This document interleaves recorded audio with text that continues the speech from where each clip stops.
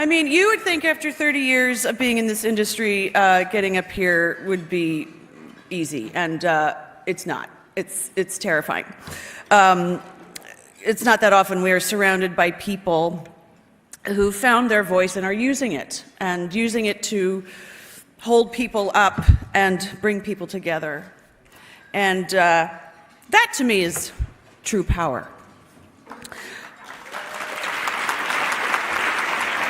I mean, it's funny because I've never actually thought about myself as powerful. I mean, strong, yes, but powerful, not.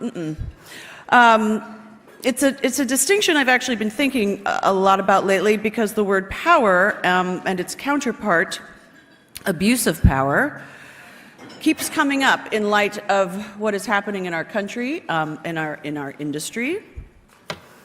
A rebalancing of the scales, I guess you could say, and I've been thinking about my own relationship with that word, with the word power, which got me thinking about my early associations with my own sense of power, something I believe comes from using our voice.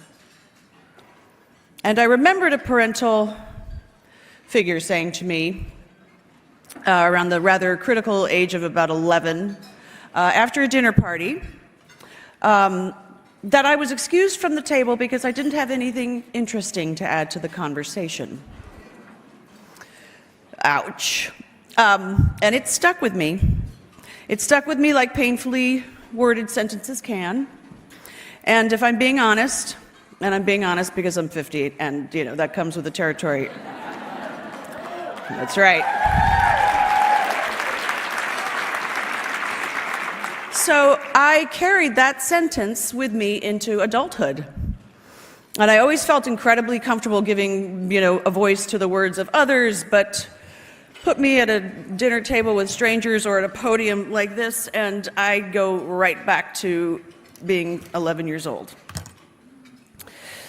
The last 2 years has made me think a lot about the messages that we send young kids, little girls especially, how the things that we say and do can either build them up or it can tear them down and make them feel like maybe their voices don't matter. And it wasn't until Friends took off that I started seeing myself in a different light. I started meeting all of these people who expressed to me how much the show meant to them, how it lifted their spirits during a bad breakup or got them through an illness. And I was just so incredibly moved by that. And I began to change the way I thought about my own voice and what it meant to have a platform to use it. Still no prompter. And then enter Marlo Thomas. Marlo Thomas, as some of you might remember, she was my mama on Friends, and I remember one day we were on set, and she said to me, "I'm going to this St. Jude gala tonight, would you like to be my date?" And I said, "Yeah, I'd love to be your date," and go to that. So there we are at this big elaborate gala. There's tuxes and gowns and tiny little food on toothpicks that you can't eat in any dignified manner. And I sat down at the table, and they started to roll this tape of the hospital. And I sat there watching it, moved to tears, and that was it. That was it for me. I wanted to be a part of this extraordinary organization. And that was 25 years ago, and I am very honored to be a part of St. Jude. And I've been in love with them ever since. And right around this time, every fall, we shoot the PSA for the holiday PSA, and I get to spend a day with a family of St. Jude. And I always say it's the best day of the year and the hardest day of the year.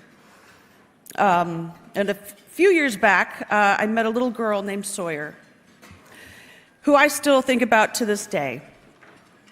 She was 7 at the time, and I remember she had this pink little dress on and these big angelic eyeballs. And the chemo had taken all of her hair, and she had these tiny little tumors on her body that she called her bumps, her owies.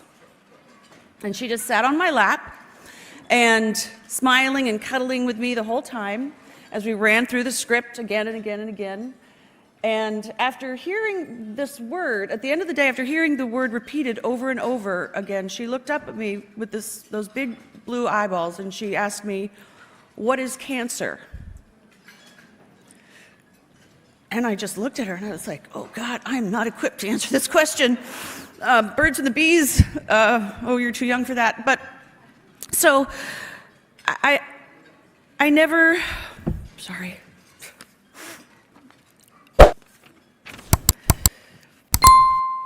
But seriously, I never forgot about that moment. Here was this little girl who was fighting this deadly disease every single day, and she didn't even know what the word was for it.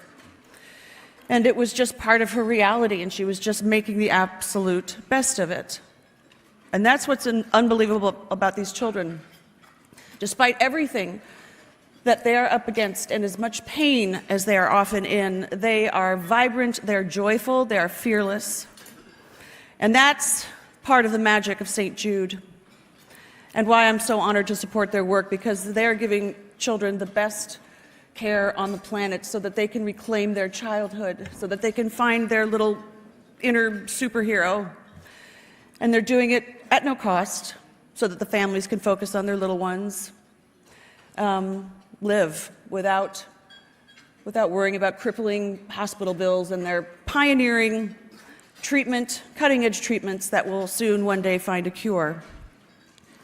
And that is what every child deserves to know, that they are seen, that they are powerful, and they are loved, and that they deserve a seat at the table, and that anything they have to say or any question they have to ask is of value, even if we don't have all the answers for it.